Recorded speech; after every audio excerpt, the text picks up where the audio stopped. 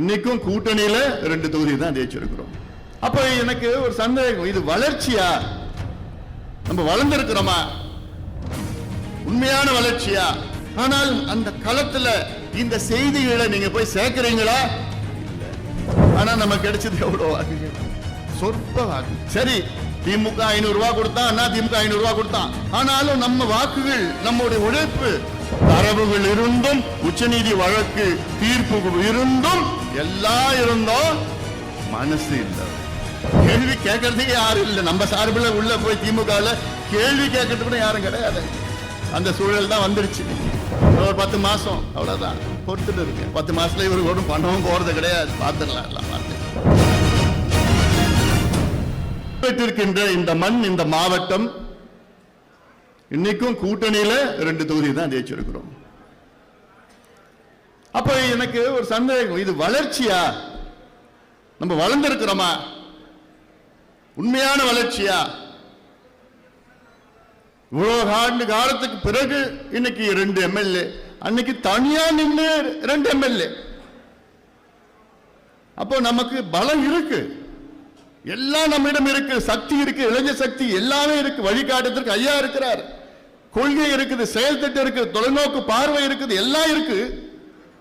ஆனால் அன்றைய காலத்தில் இருந்த உழைப்பு, இன்னைக்கு இருக்கிற உழைப்பு, அது நம்ம ஏத்துக்கணும்.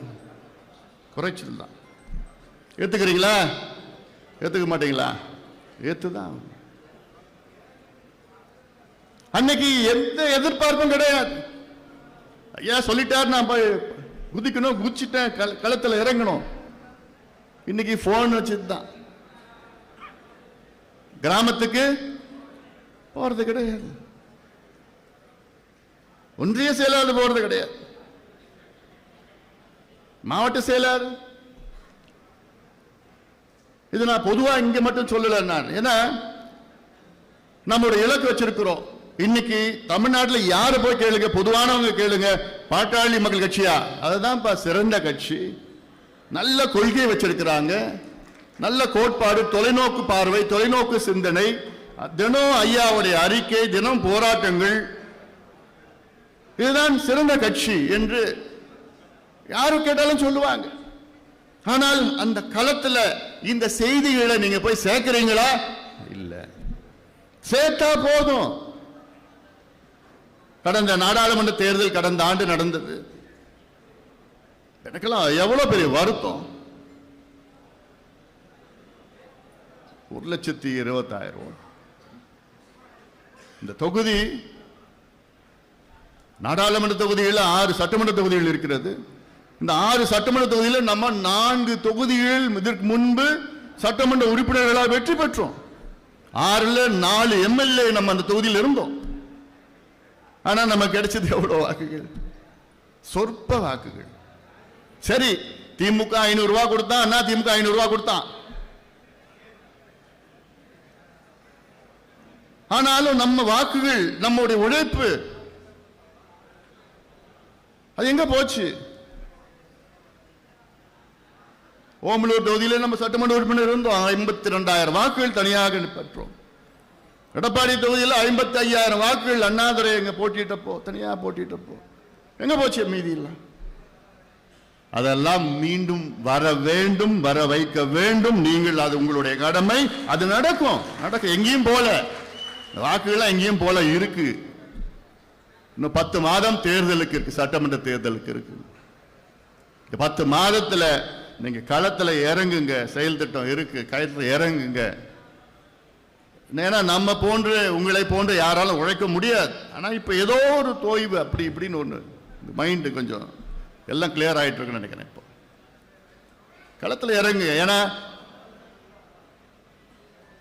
நம்ம கட்சிக்கு மிகப்பெரிய சொத்து யாருன்னா என் தம்பிகளும் என் தங்கைகளும் தான் மிகப்பெரிய சொத்து. இந்த 2 ஆண்டு காலையில் என்ன மாற்றம் வந்தது அவருக்கு?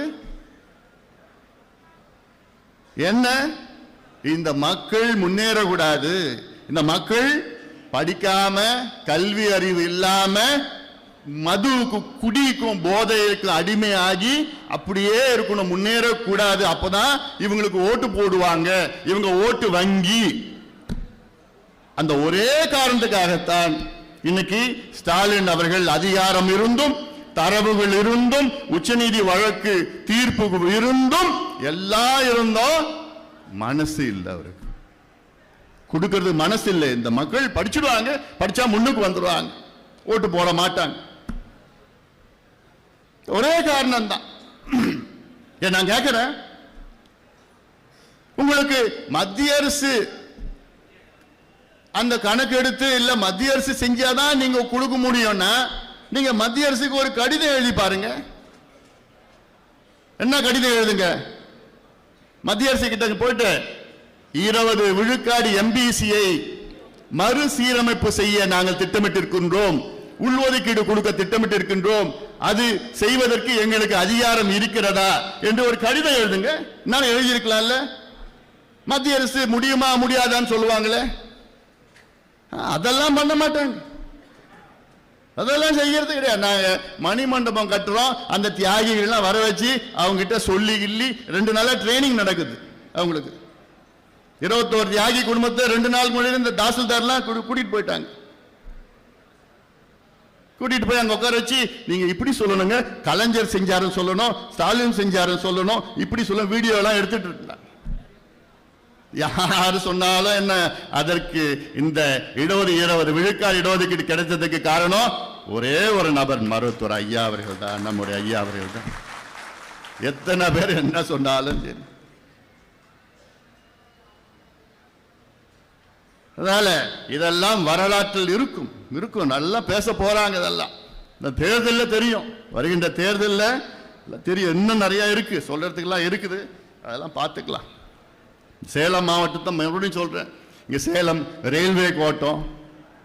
நான் இன்னொரு செய்தி, இங்க இந்த இடஒதுக்கீடு சம்பந்தமா இன்னைக்கு மட்டும்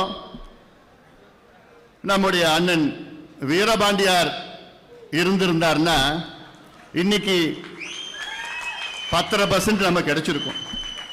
ஏன்னா அவர் எப்படியாவது ஸ்டாலின் அவரிடம் போட்டு சண்டை போட்டு போராடி எப்படியாவது வாங்கி கொடுத்திருப்பார். ஏன்னா அவருக்கு தெரியும், உணர்வுபூர்வமான சமுதாயத்தை உடைய பலத்தை பற்றி தெரியும், பலவீனத்தை பற்றி தெரியும் அவருக்கு.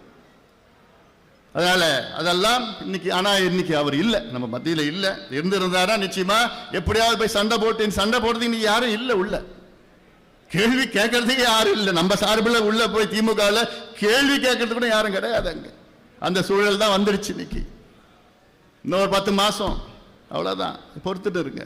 10 மாசத்துல இவருக்கு ஒன்றும் பண்ணவும் போறது கிடையாது. பார்த்துடலாம், எல்லாம் பார்த்துக்கலாம். சேலம் மாவட்டத்தில் எவ்வளோ இது போன்ற செய்திகளை மேலும் தெரிந்து கொள்ள எங்களது யூடியூப், ஃபேஸ்புக் மற்றும் ட்விட்டர் ஆப்களை சப்ஸ்கிரைப் செய்யவும்.